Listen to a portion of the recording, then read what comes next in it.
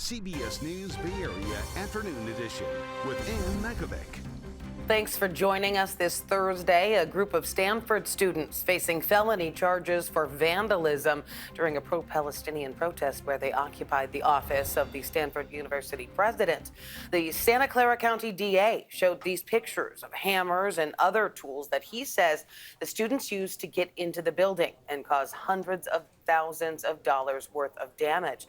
This happened back in June. Windows were broken and fake blood splattered around the president's office. This is the scene of the aftermath from that day. You can see officers there outside guarding the entrance to the building. Of the 12 people that were charged, 8 are current Stanford students, 3 were associated with the university, and 1 person had no university affiliation. DA says this wasn't just protesters getting carried away. He said they had a plan and even brought a manual on how to occupy a building. These 12 had been conspiring for days in advance to do this. They had operational plans, they had lookouts, they were scouting out the area to see what time either uniformed police officers or private security would be around. They took great pains to bring all the equipment with them, to break into the building, to barricade it. Just last month, the DA's office decided not to charge a student journalist who was arrested along with the protesters. Protesters face up to 3 years and 8 months in prison, but the DA says he would prefer that they be put into a work program. Reports of a big shakeup in the Oakland Unified School District. Board member Mike Hutchinson says that the board voted to terminate the contract of the superintendent, Kyla Johnson Trammell, last night in a closed session. And he says the board president did not report the action as required by law. The move would mean that Johnson Trammell would be out as superintendent at the end of June, and a search for a new leader would start right after. Johnson Trammell became superintendent in 2017 and had her contract extended by 3 years back in August. Concern about the potential action had community members speaking out against her removal and the lack of transparency. You have attacked her, insulted her, made it feel like she's doing things inappropriate, whatever. But you haven't spoken to anything publicly, and the people are coming up here guessing about what you're trying to do. Have the courage to say what you want to do. At least do that. And we're seeing it more. Not clear this afternoon if Johnson Trammell was terminated for cause or if the district has to pay out some of that contract.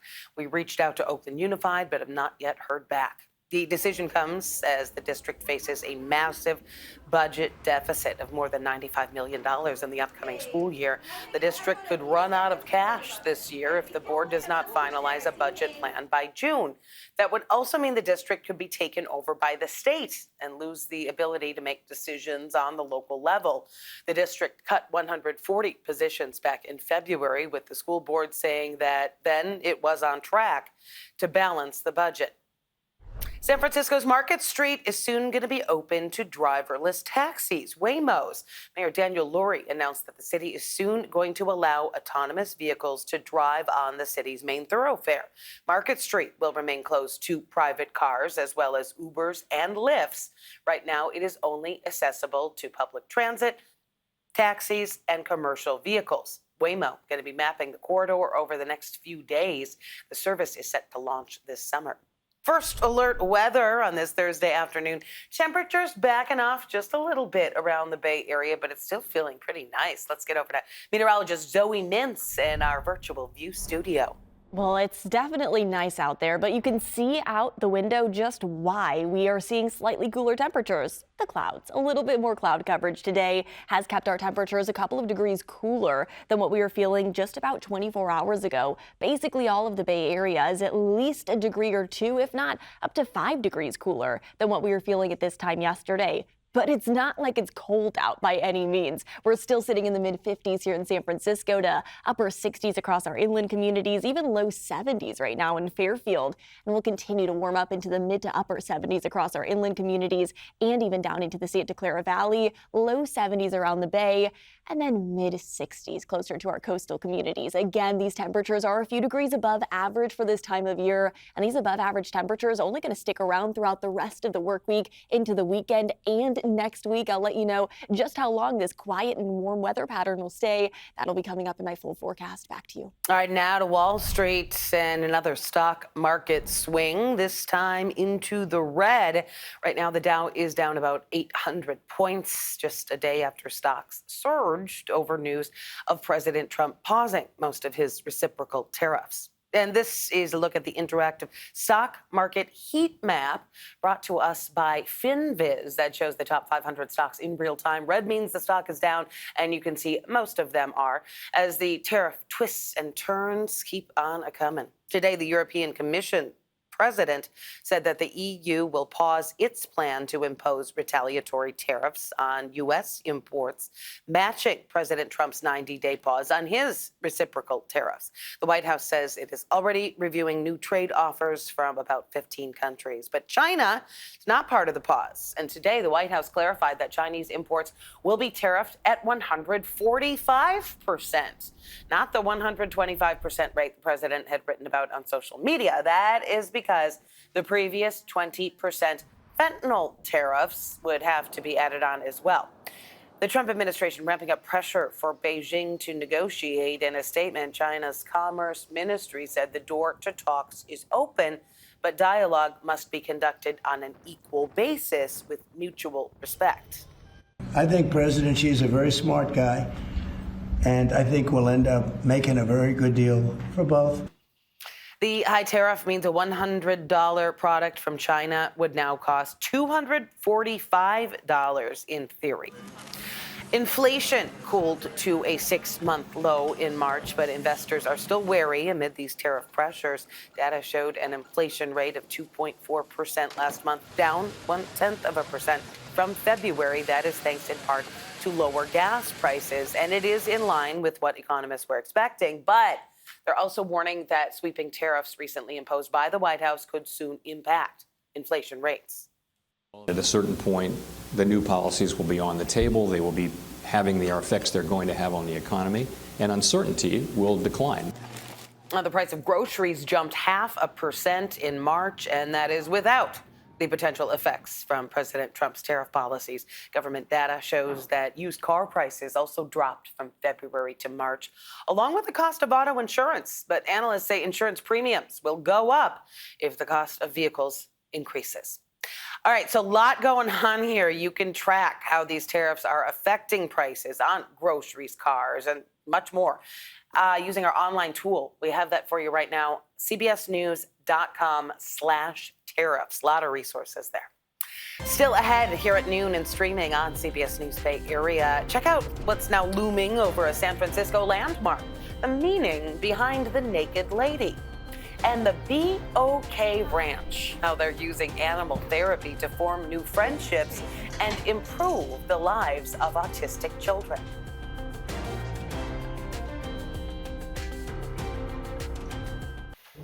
We're taking a live look along the Embarcadero in San Francisco, where there is a giant new statue greeting visitors. The official unveiling is going to happen later on today, but here she is. That statue is called Our Evolution or Revolution. She's 45 feet tall, and you know, you don't like to talk about a lady's weight, but she weighs 32,000 pounds. Before coming to the Embarcadero, she appeared at Burning Man and in Las Vegas, and her message is women's empowerment. I'm from Austin, Texas. I feel somewhat empowered by it. Solo run and encounter this beautiful yet strong image. I think it's beautiful. Power stands everything, you know, it's a beautiful statue. So she's going to be here for 6 months. An official unveiling event will be held today at 5 p.m.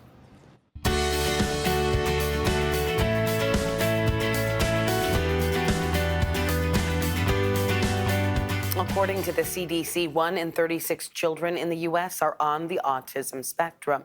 And California has the highest rate with 1 in 27. Today, we introduce you to a woman on the peninsula who's made it her mission to make sure they have a fulfilling place to belong. Sharon Chin is this week's CBS News Bay Area Icon Award winner.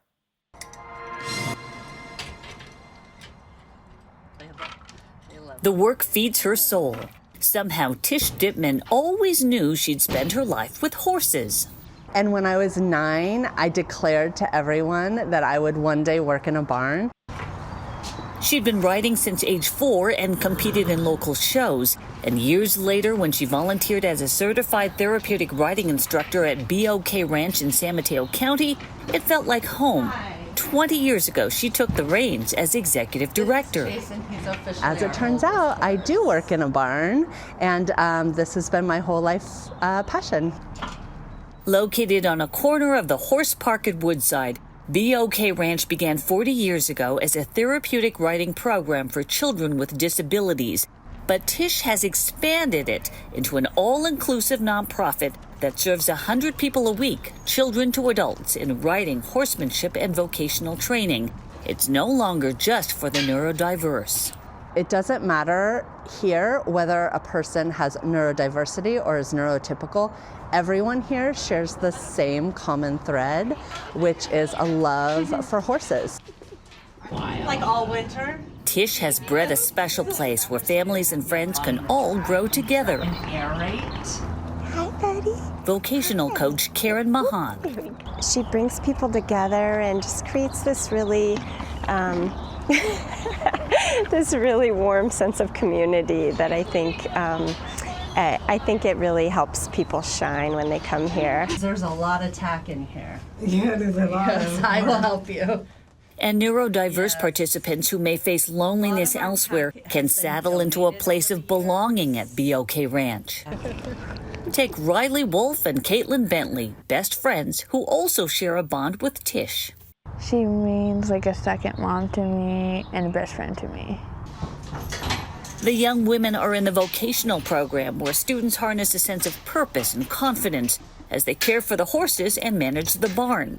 Riley says she looks forward to the experience twice a week. It makes me feel more connected to animals in like a deeper way. Yeah, and how does that change how you feel about yourself? It just makes me feel more happy every day, more positive. And that makes Tish happy, for it embodies the BOK name and mission. BOK Ranch means everything will be okay. And our tagline is be kind, be brave, be okay, BOK Ranch. So for expanding BOK Ranch into an inclusive place of growth and belonging, this week's CBS News Bay Area Icon Award goes to Tish Dipman. And you can nominate a local hero for a CBS News Bay Area Icon Award on our website, kpix.com/icon. We'd love to hear from you. So back to our first alert weather now, taking a live look outside. Gorgeous view of the city from our camera on Sutro Tower.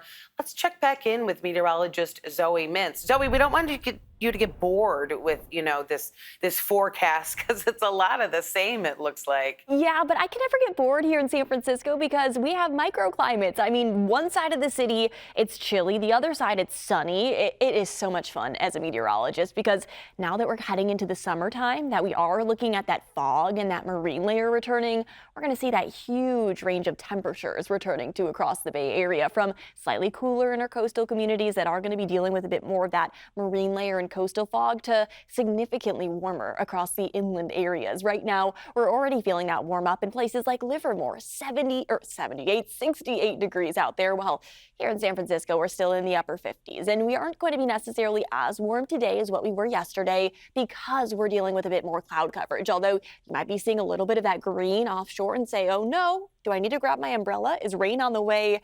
No, none of that rain is going to be reaching the ground. We are just going to be seeing some foggier conditions, maybe a little bit of mist along our coastal communities, but again, nothing impactful when it comes to rainfall for at least the next 7 days or more. As high pressure is building to our south, that area of high pressure will begin to move east as a low pressure system forms off the coast, but then you'll notice high pressure building right off on the back of it. So there is little to no chances for any rain. That low pressure system just going to bring us a little bit more cloud coverage and slightly cooler temperatures. But again, the cooler temperatures are still going to be well above average for this time of year, and high pressure dry conditions are going to continue to dominate. Do be aware if you want to get out though over the next 7 days, you likely are going to want to grab that allergy medication because you'll notice pollen counts significantly higher today, tomorrow, and through through the rest of the weekend. You'll notice temperatures staying above average, although Sunday, that's definitely the day to keep your eyes on. If you maybe want to make it a beach day, that's when the sunshine will return, with everybody seeing those well above average temperatures, 80s across our inland communities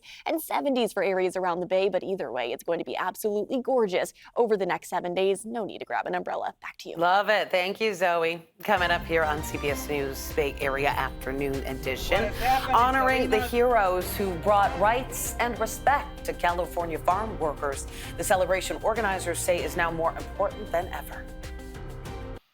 A big happy birthday to labor leader Dolores Huerta.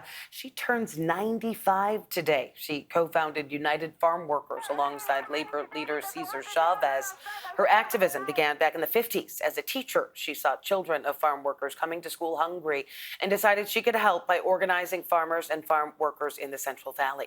Huerta is still active in the labor movement to this day. Here in the Bay Area, Huerta and Chavez will be honored in San Francisco this weekend. The 32nd annual Cesar Chavez Parade will begin at Dolores Park and end at 24th and Folsom Street. That is also where a festival is taking place. Organizers of the event tell us it is more important than ever to come out and support. He lived by the values of nonviolence, public action, and volunteerism. And that we need that today, and to remind people that sí se puede, but you can do it non-violently. Here are the details of the celebration. It is happening this Saturday, starting at 11 o'clock. That is it for the afternoon edition. Remember, we are streaming 24/7 on the free CBS News app.